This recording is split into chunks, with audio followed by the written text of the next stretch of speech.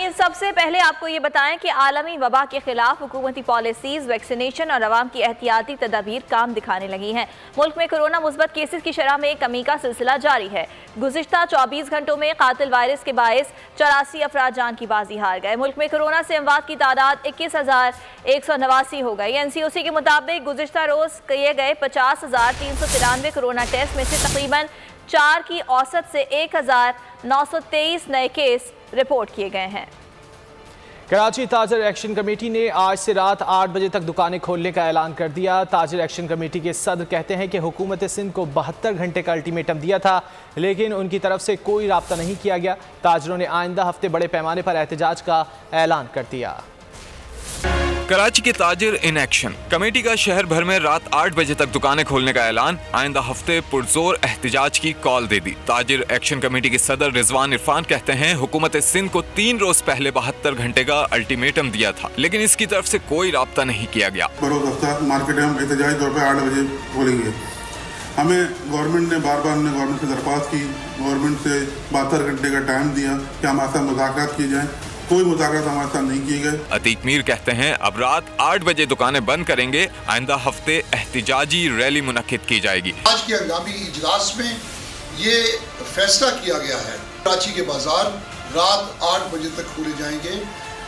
अगले हफ्ते में एक अजीमुशान एहतिजाजी रैली का एहतमाम किया जाएगा। डिप्टी कन्वीनर ताजिर एक्शन कमेटी कहते हैं हमारे खिलाफ FIR काटी जा रही हैं, जुर्माने आयद किए गए, कोई सुनवाई नहीं हुई। 5 जून 2021 से तमाम मार्केटें रात को 8 बजे तक खुलेंगी और अगर हुकूमत और इंतजामिया ने हमारी मार्केटें या दुकानें सील करने की कोशिश की तो हम एहतजाजन रोडों पे धरना दे देंगे। ताजिरों का कहना था तसादुम नहीं चाहते, अब भी हुकूमत के साथ बैठकर बात करने को तैयार हैं। हुकूमत हमारे मुतालबात सुने और इसके हल के लिए इक़दामात करे।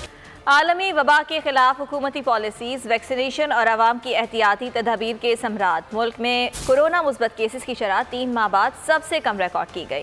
सूबा पंजाब और खैबर पख्तूनख्वा में पीर से तमाम सरकारी और निजी जामियात खोलने का ऐलान कर दिया गया। इस्लामाबाद के निजी तालीमी इदारे 7 जून से खोलने का फैसला कर लिया गया है। सिंध और बलोचिस्तान में ताहाल कोई फैसला नहीं किया जा सकता। कोरोना के खिलाफ हुकूमत की कोशिश और आवाम का ताउन काम कर गया। कोरोना के कम होते केसेस के सबब पंजाब और खैबर पख्तूनख्वा में निजी और सरकारी तालीमी इदारे पीर 7 जून से खोलने का ऐलान कर दिया गया। इस्लामाबाद समेत पंजाब में वजारत तालीम का नोटिफिकेशन जारी, तमाम तालीमी इदारे SOPs पर अमल दरामद करेंगे। महकमा हायर एजुकेशन खैबर पख्तूनख्वा ने भी 7 जून से तमाम निजी और सरकारी जामियात खोलने का ऐलान कर दिया। तमाम तालीमी इदारों के असातिज़ा और मुलाजमीन के लिए वैक्सीनेशन करवाना लाजमी करार दे दिया गया, वरना स्टाफ को स्कूल में दाखिले की इजाजत नहीं दी जाएगी। सिंध और बलोचिस्तान में ताहाल कोई फैसला न किया जा सका। वज़ीर तालीम सिंध सईद गनी का कहना है कि 1 से 2 रोज में तालीमी इदारे खोलने से मुतालिक फैसला करेंगे। हम अभी इस बात पर गौर कर रहे हैं, हो सकता है कि कल या परसों के बाद मीटिंग कर लें अपनी, जिसमें इस बात को रिव्यू करें कि हमें तालीमी इदारे कब खोलने हैं और किस तरह से फेजेस में खोलने हैं। इम्तिहानात से मुतालिक सईद गनी का कहना था कि 9वीं और 10वीं के इम्तिहानात जुलाई में करवाने का फैसला किया। इम्तिहानात में 50% नंबर MCQs, 20% मुख्तसर और 30% तवील सवालात के होंगे। पंजाब भर में SOPs की पाबंदी के साथ आज से मज़ारात खोलने की इजाज़त। सूबाई वज़ीर बराए मजहबी उमूर पीर सैयद सईदुल हसन शाह ने दाता दरबार हाज़री के मौके पर पंजाब भर की दरगाहों और मज़ारात को खोलने के अहकामात जारी कर दिए। Secretary primary and secondary health care की जानिब से मज़ारात खोलने का नोटिफिकेशन 4 जून से 15 जून तक नाफिजुल अमल रहेगा। सूबाई वजीर बराए मजहबी उमूर पीर सैयदुल हसन शाह की दाता दरबार पर हाजिरी। सूबाई वजीर औकाफ व मजहबी उमूर सैयद हसनुल शाह ने आज से पंजाब भर की दरगाहों और मज़ारात को खोलने के अहकामात जारी कर दिए। SOPs के मुताबिक मज़ारात पर आने वाले ज़ायरीन फेस मास्क और हैंड सैनिटाइजर्स का इस्तेमाल यकीनी बनाएं और समाजी फासले का ख्याल रखें। कैबिनेट कमेटी बराए कोरोना की सिफारिशात के मुताबिक पंजाब भर में मज़ारात खोलने का नोटिफिकेशन 4 जून से 15 जून तक नाफिजुल अमल रहेगा। दूसरी जानिब सूबाई वजीर आबाशी व औकाफ सुहेल अनवर सियाल ने सेहवन शरीफ में हजरत लाल शहबाज कलंदर के मज़ार पर हाजिरी दी। सूबाई वजीर ने मज़ार पर सफाई और सिक्योरिटी के इंतजामात का जायजा लिया। ज़ायरीन की बड़ी तादाद ने सूबाई वजीर की गाड़ी का घेराव किया और मज़ार खोलने का मुतालबा किया। सूबाई वजीर का कहना था सिंध में कोरोना वायरस की सूरत हाल कंट्रोल होने पर मज़ारात खोलेंगे। सिंध में कोरोना केसेस में इजाफे के पेश नज़र मज़ारात पर पाबंदी ताहाल बरकरार है। आगे बढ़ें और आपको ये बताएं कि कौमी असम्बली का बजट सेशन 11 जून तलब कर लिया गया। वफाकी वजीर खजाना शौकत तरीन कौमी असम्बली में बजट पेश करेंगे। बजट का हजम 8400 अरब रुपए होगा। गुज़िश्ता साल के बजट के मुकाबले में 1200 अरब रुपए का इजाफा किया जाएगा। बजट से एक रोज़ पहले इक़्तिसादी सर्वे भी पेश किया जाएगा। विफाकी बजट 11 जून को पेश किया जाएगा। तैयारियां मुकम्मल कर ली गईं। ज़राए का कहना है बजट हजम में 1200 अरब रुपए का इजाफा मुतवक्के। बजट का हजम 8400 अरब रुपए होगा। आइंदा माली साल के लिए मुआशी तरक्की का हदफ 8.4% रखे जाने का इम्कान है। 3060 अरब रुपए कर्जों की अदायगी के लिए रखे जाएंगे। टैक्स आमदन का हदफ रिकॉर्ड 5829 अरब रखे जाने का इम्कान है। दीगर ज़राए से आमदन का हदफ 1420 अरब रुपए होगा। ज़राए का कहना है सूबों की तरक्याती बजट की मद में 1000 अरब रुपए मुख्तस किए जाने का इम्कान है। बजट में 2915 रुपए खसारे का तखमीना भी लगाया गया है। बजट से एक रोज़ पहले 10 जून को इक्तिसादी सर्वे पेश किया जाएगा। सर्वे के नुकात के मुताबिक मुआशी तरक्की 1.2% के हदफ के मुकाबले में 94.3% रही। ज़राअत सनत खिदमात के शोबे में अहदाफ हासिल कर लिए गए। तरसीलात ज़र, बरामदात, फ़ीकस आमदनी, ज़र मुबादला ज़खायर में इजाफा हुआ। इक्तिसादी सर्वे के नुकात के मुताबिक महंगाई का 5.6% हदफ पूरा ना हो सका। औसत शरह 8.8% रही। तिजारती खसारा और बजट खसारा मुकर्ररा हदफ से ज़्यादा रहा।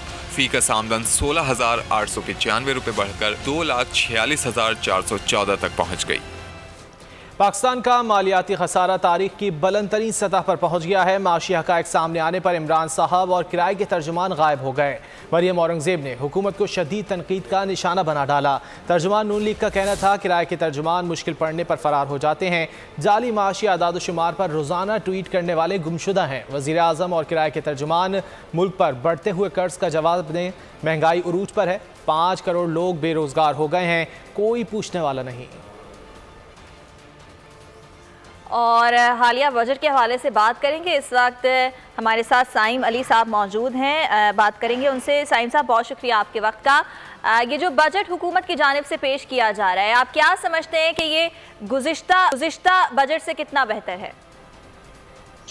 जी, अगर हम ग्राउंड रियलिटीज़ देखें तो पिछले साल जब बजट प्रेजेंट किया गया उस वक्त दुनिया शायद पिछले 100 साल में सबसे बुरा जो एक क्राइसिस है उससे गुजर रही थी, कोविड क्राइसिस। साल हम देख रहे हैं कि काफ़ी हद तक जो कोविड रिलेटेड क्राइसिस है उसको कंट्रोल किया गया है। एंड साथ साथ हम देख रहे हैं वैक्सीनेशन ड्राइव भी शुरू हो चुकी है।